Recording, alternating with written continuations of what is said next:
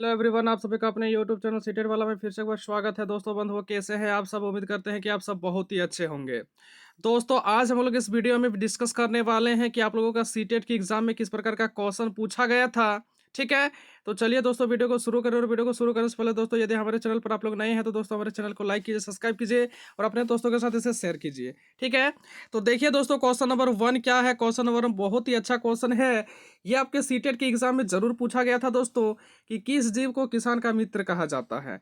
आपके सामने चार ऑप्शन था दोस्तों, क्या मछली को, क्या चूहा को, क्या सांप को, और लास्ट ऑप्शन क्या है दोस्तों ना, खरगोश। ठीक है, यानी किस जीव को जो है किसान का मित्र कहा जाता है। दोस्तों आपके सामने चार ऑप्शन पूछा गया था, मछली, चूहा, सांप और खरगोश। तो दोस्तों इसका जो सही आंसर हो जाएगा दोस्तों, वो हो जाएगा आपका ऑप्शन नंबर सी, यानी सांप। सांप को क्या कहा जाता है दोस्तों ना, किसान का मित्र कहा जाता है। ये आप लोगों का क्वेश्चन पूछा गया था दोस्तों। आगे देखो, आगे क्वेश्चन नंबर 2, ये भी बड़ा ही अच्छा क्वेश्चन है दोस्तों। ना क्वेश्चन क्या है जरा देखिएगा कि हमारे देश के किस राज्य, है ना, देखिए दोस्तों एकदम ध्यान से देखिए दोस्तों कि हमारे देश में किस राज्य या फिर केंद्र शासित प्रदेश की सीमा अरब सागर से लगती है। ये क्वेश्चन इतना ही इंपॉर्टेंट है दोस्तों कि क्या ही बताऊं। ये क्वेश्चन आपके सीटेट के एग्जाम में पूछने लायक क्वेश्चन है दोस्तों, और ये क्वेश्चन पूछा भी गया है दोस्तों। ठीक है, तो इसका आपके सामने देखिए दोस्तों चार ऑप्शन दिया है। क्या आंध्र प्रदेश होगा, या फिर कर्नाटक होगा, या फिर पुदुचेरी होगा, या फिर पश्चिम बंगाल होगा। तो दोस्तों मेरे भाई, मेरे बंधु मेरे, इसका जो सही आंसर हो जाएगा दोस्तों, वो क्या हो जाएगा, ऑप्शन नंबर बी इसका सही आंसर होगा। ठीक है, कर्नाटक जो है दोस्तों, इसकी सीमा जो है वो अरब सागर से लगती है। ठीक है, उम्मीद करते हैं दोस्तों कि यहाँ तक आप लोगों को अच्छा लगा होगा दोस्तों। आगे देखो, क्वेश्चन नंबर 3। क्वेश्चन नंबर 3 भी बहुत ही अच्छा क्वेश्चन है दोस्तों कि हाथियों के झुंड का मुखिया होता है। तो हाथियों के झुंड का मुखिया कौन होता है दोस्तों? आपके सामने ऑप्शन में ए में दिया है कि सबसे छोटी मादा हाथी, या फिर सबसे उम्रदार मादा हाथी, या फिर सबसे बड़ा नर हाथी, या फिर सबसे छोटा नर हाथी। तो दोस्तों मेरे भाई, मेरे बंधु मेरे, मैंने आप लोगों को बताया था कि नर हाथी जो होती है वो ज़्यादा दिनों तक झुंड में नहीं रहना पसंद करता है। ठीक है, वो कुछ दिनों तक झुंड में रहता है, उसके बाद झुंड से बिछड़ करके मतलब निकल करके, ठीक है, कहीं और अकेले रहता है। ठीक है, तो वहां पे झुंड में मैंने आप लोगों को ये भी बताया था दोस्तों कि झुंड में सिर्फ हथनी होती है। क्या होती है दोस्तों ना, मादा हाथी होती है जिसको हथनी बोलते हैं। ठीक है, तो और मैंने आपको ये भी बताया था दोस्तों कि उस झुंड का मुखिया कौन होता है ना, उसमें सबसे ज्यादा उम्रदार जो हथनी होती है, सबसे उम्रदार मादा हाथी जो होती है, वही क्या होती है दोस्तों ना, उस झुंड की नेता होती है। तो इसका आंसर किस में जाएगा दोस्तों ना, ऑप्शन नंबर बी, सबसे उम्रदार मादा हाथी। ठीक है, उम्मीद करते हैं दोस्तों कि यहाँ तक आप लोगों को समझ में आया होगा दोस्तों। आगे देखो क्वेश्चन नंबर 5। क्वेश्चन नंबर 5 जो है दोस्तों, ये भी बहुत ही अच्छा क्वेश्चन है ना, स्लॉथ का जीवन काल कितना होता है। अगर मैं बात करूं दोस्तों, तो स्लॉथ से आप लोगों का क्वेश्चन बहुत बार पूछा गया है दोस्तों। इस बार भी जैसे आप लोगों का जितना भी एग्जाम हुआ है दोस्तों, कि शायद ही शायद ही हमें लगता है कि एक दो एग्जाम में नहीं पूछा गया है, नहीं तो सभी एग्जाम में स्लॉथ जानवर से क्वेश्चन पूछा ही गया है दोस्तों। ठीक है, तो जरा देखिए, स्लॉथ के बारे में आप लोगों को नंबर 1 ये याद रखना है कि स्लॉथ जो होता है दोस्तों, स्लॉथ एक आलसी प्रवृत्ति का जानवर है। नंबर 2, स्लॉथ जो है दोस्तों भालू जैसा दिखाई देता है, लेकिन ये भालू नहीं होता है। नंबर 3, स्लॉथ जो होता है दोस्तों पेड़ के ऊपर रहता है। अब ये देखिए दोस्तों कि स्लॉथ जो है वो पेड़ के ऊपर क्यों रहता है, क्योंकि ये दूसरों जानवर से इसको खतरा रहता है, इसलिए क्या कराता है ना, ऊंचाई पर रहता है, पेड़ों पर रहता है। ठीक है, नंबर 4 दोस्तों, यह एक सप्ताह में एक ही बार नीचे उतरता है, और ये सिर्फ सोच करने के लिए नीचे उतरता है दोस्तों, नहीं तो ये पेड़ पर ही रहता है। ठीक है, और नंबर 5, इसका जो जीवन काल है दोस्तों वो कितना होता है ना, 40 वर्ष होता है। कितना होता है दोस्तों ना, 40 वर्ष होता है। और दोस्तों नंबर 5, स्लॉथ का जो जीवन काल होता है वह 40 वर्ष होता है, इसमें कोई तो दो राय की बात नहीं है दोस्तों। और ये 40 वर्ष के जीवन काल में केवल और केवल 8 पेड़ों पर ही घूमता है। ठीक है, और सबसे इंपॉर्टेंट चीज दोस्तों स्लॉथ जानवर के बारे में, सबसे इंपॉर्टेंट चीज क्या है ना, स्लॉथ जो है दोस्तों पेड़ पर उल्टा लटक करके सोता है, एक दिन में 17 घंटे सोता है। ठीक है, उम्मीद करते हैं दोस्तों कि स्लॉथ के बारे में सारे कॉन्सेप्ट्स आपके क्लियर हो गए होंगे। यहाँ से स्लॉथ के बारे में इतना ही क्वेश्चन पूछा जाता है दोस्तों, तो इसका सही आंसर क्या हो जाएगा दोस्तों, मेरे भाई मेरे बंधु मेरे, ऑप्शन नंबर सी हो जाएगा आपका सही आंसर 40 ईयर। ठीक है, स्लॉथ का जो जीवन काल होता है दोस्तों वो कितना होता है ना, 40 ईयर्स तक ही होता है। ठीक है, आगे देखो, आगे क्या है ना, नीचे दिए गए किस रोग के प्रकरण में डॉक्टर रोगियों को गुड़, आंवला और हरी पत्ती वाली सब्जियों को खाने की सलाह देते हैं। यदि पेशेंट किस रोग से ग्रसित है दोस्तों, तो उसको डॉक्टर जो है गुड़ और आंवला और हरी पत्ती खाने का जो है सलाह देते हैं, एडवाइस देते हैं कि देखिए आपको गुड़ खाना है, आपको आंवला खाना है, आपको हरी पत्तियां खाना है। ठीक है, तो आपके सामने यहाँ पे 4 ऑप्शन दिया है दोस्तों। क्या यहाँ पे मियादी बुखार होगा, या फिर इनीमिया होगा, या फिर चिकनगुनिया होगा, या फिर डेंगू होगा। तो दोस्तों मेरे भाई मेरे बंधु मेरे, इसका जो सही आंसर हो जाएगा दोस्तों वो हो जाएगा ऑप्शन नंबर बी, इनीमिया। ठीक है, यदि कोई पेशेंट अगर इनीमिया का शिकार है तो दोस्तों उसको डॉक्टर क्या बोलेंगे, गुड़, आंवला और हरी पत्ती खाने की सलाह देते हैं। ठीक है, उम्मीद करते हैं दोस्तों यहाँ तक आप लोगों को समझ में आया है। आगे देखो क्वेश्चन नंबर 6। क्वेश्चन नंबर 6 क्या है दोस्तों, कि हाथी दिन में कितने घंटे सोते हैं।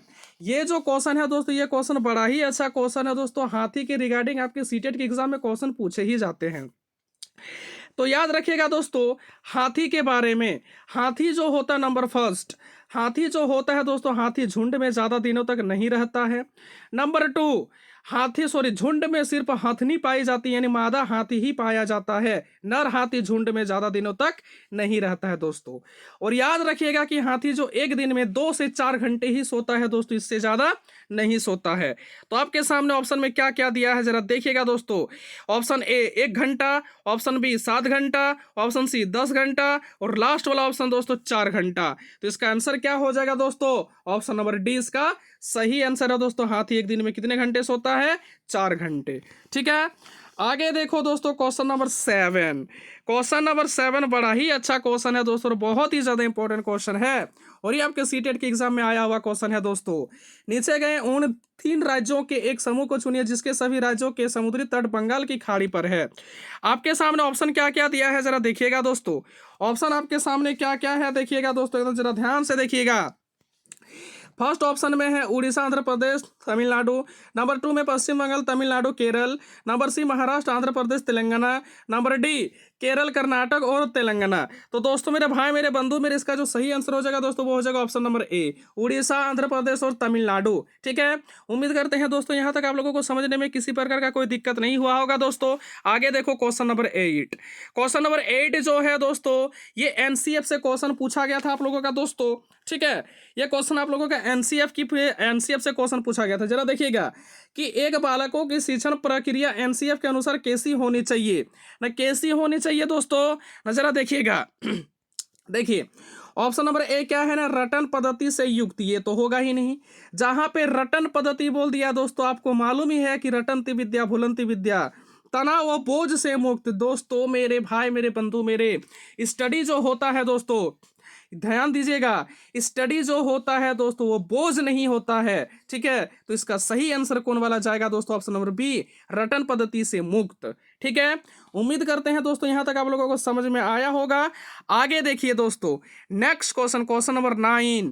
क्वेश्चन नंबर 9 भी बड़ा ही अच्छा क्वेश्चन है दोस्तों, कि नीता आंध्र प्रदेश जाती है और वहां से 2 साड़ियां खरीदती है। नीता कहाँ जाती है दोस्तों, अब ये नीता अंबानी नहीं है, नीता आंध्र प्रदेश जाती है। नीता को एक लड़की का नाम है जो आंध्र प्रदेश जाती है और वहां से 2 साड़ियां खरीदती है, जो विशेष रूप से वहां बनाई जाती है, वह क्या कहलाती है।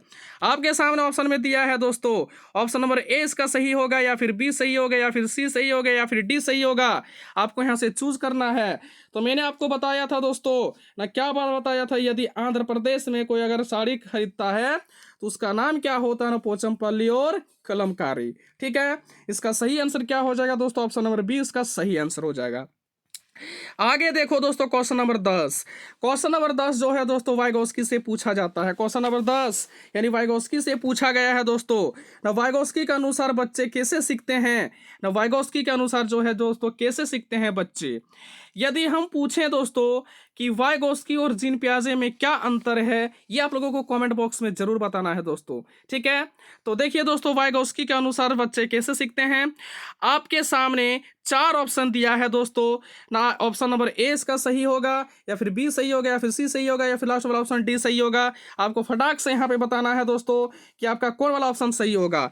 तो दोस्तों, वाइगोस्की जो कहते हैं, वाइगोस्की का जो सिद्धांत है दोस्तों, उसके सिद्धांत के अनुसार जो है बच्चे कैसे सीखते हैं, नववयस्कों और समवयस्कों के साथ परस्पर अंतक्रिया करके। ठीक है, तो इसका कौन वाला ऑप्शन सही हो जाएगा दोस्तों, ना लास्ट वाला ऑप्शन इसका सही हो जाएगा।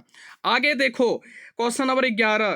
क्वेश्चन नंबर 11 क्या है दोस्तों कि राष्ट्रीय पाठ्यचर्या रूपरेखा में विज्ञान शिक्षण का उद्देश्य होना चाहिए। तो यहाँ पे राष्ट्रीय पाठ्यचर्या रूपरेखा के अंतर्गत विज्ञान शिक्षण का क्या उद्देश्य है दोस्तों, क्वेश्चन ये पूछा गया है। तो उसका उद्देश्य क्या है दोस्तों, इसका उद्देश्य है बालकों में जिज्ञासु प्रवृत्ति का विकास करना। ऑप्शन नंबर ए इसका सही आंसर हो जाएगा दोस्तों। ठीक है, आगे देखो दोस्तों क्वेश्चन नंबर 12। क्वेश्चन नंबर 12 क्या है दोस्तों कि कौन सा जीव है जो आवाज नहीं सुन सकते लेकिन केवल अपनी त्वचा के माध्यम से कंपन महसूस करके प्रतिक्रिया करते हैं दोस्तों। आपके सामने ऑप्शन दिया है, क्या मछली होगा, चूहा होगा, सांप होगा, खरगोश होगा। तो इसका सही आंसर क्या हो जाएगा दोस्तों, मेरे भाई मेरे बंधु मेरे, सांप। सांप जो होता है दोस्तों वो सुन नहीं सकता है, वो जो होता है कंपन से ये अंदाजा लगाता है कि कोई व्यक्ति आ रहा है, क्या आ रहा है। ठीक है, आगे देखो दोस्तों क्वेश्चन नंबर 13। क्वेश्चन नंबर 13 भी बहुत ही अच्छा क्वेश्चन है दोस्तों, बहुत ही ज्यादा इंपॉर्टेंट क्वेश्चन है। नो क्वेश्चन क्या है जरा देखिएगा। क्वेश्चन है कि किस भारतीय शहर को दुनिया की योग राजधानी माना जाता है। आपके सामने चार ऑप्शन दिया है, क्या नैनीताल, क्या मसूरी, या फिर देहरादून, या फिर ऋषिकेश।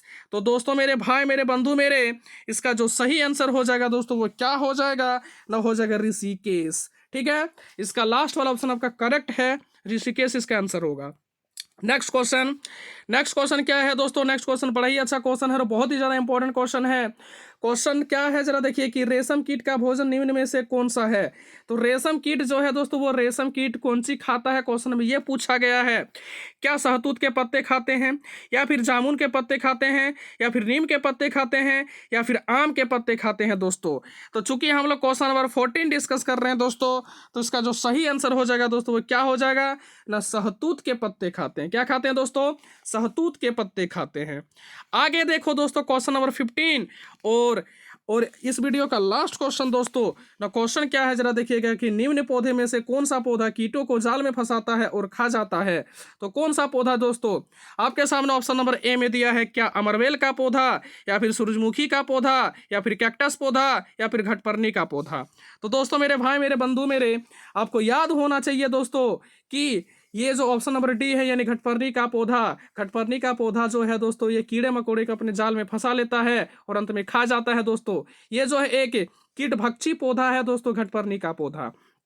ठीक है, अगर बात किया जाए दोस्तों अमरवेल पौधा का, तो अमरवेल पौधा जो होता है दोस्तों वो क्या होता है ना, उसमें होता है परजीवी पोषण उसमें पाया जाता है दोस्तों। लेकिन यहाँ पे क्वेश्चन पूछा गया है कि यह कौन सा पौधा है जो कीड़ों मकोड़ों के अपने जाल में फंसाता है और अंत में खा जाता है। तो इसका आंसर क्या हो जाएगा दोस्तों, ना घटपर्णी का पौधा। ठीक है, उम्मीद करते हैं दोस्तों कि यह वीडियो आप लोगों को पसंद आया होगा दोस्तों। यदि वीडियो पसंद आए तो दोस्तों वीडियो के अंदर एक प्यारा सा लाइक जरूर कीजिएगा दोस्तों, क्योंकि आपका प्यारा सा लाइक करना ही हमारा मेहनत का फल होता है। तो चलिए दोस्तों, आज के इस वीडियो में इतना ही डिस्कस करते हैं, मिलते हैं नेक्स्ट वीडियो पर। तब तक के लिए आप लोगों का बहुत बहुत धन्यवाद वीडियो के अंत तक देखने के लिए। और वीडियो के अंत में दोस्तों जय हिंद जय भारत।